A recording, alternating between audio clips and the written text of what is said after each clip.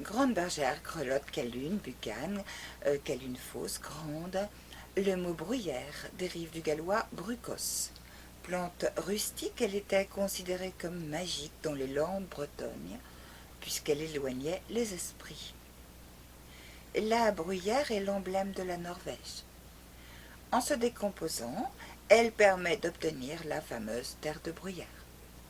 Elle fait partie de la recette de la bière écossaise, Heather Ale, dans laquelle elle remplace le houblon, pour aromatiser évidemment la bière.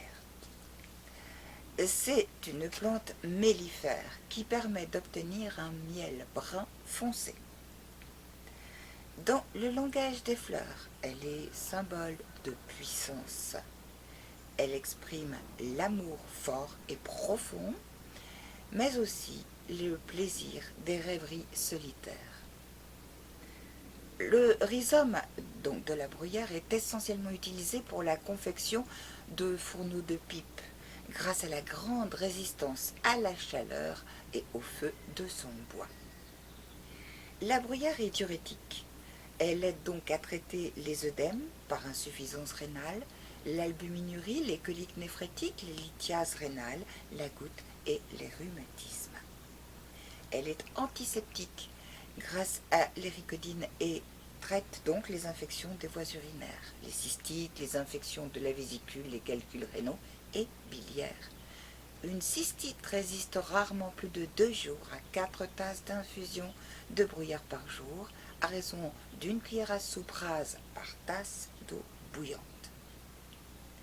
Les anciens lui attribuaient le pouvoir de casser la pierre, c'est-à-dire de briser les calculs rénaux et urinaires.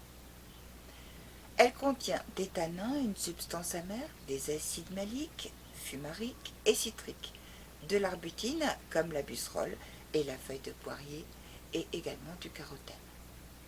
Les gros mangeurs de viande dont l'organisme est chargé de purine peuvent nettoyer leur organisme des déchets nocifs accumulés dans leur corps grâce à un traitement à base de bruyère qui débarrasse leur organisme de l'urée, de l'acide urique et de l'acide oxalique.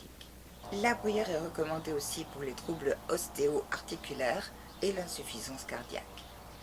Grâce à l'arbutine qu'elle contient, elle agit sur l'élément inflammatoire d'origine infectieuse qui accompagne la congestion et l'hypertrophie de la prostate. En bain chaud, elle relève le tonus musculaire des sportifs et des convalescents longtemps alités.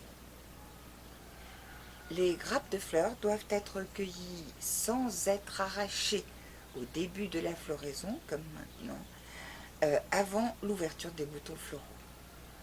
Il faut laisser sécher les tiges une semaine et on utilise surtout les sommités fleuries, comme ici.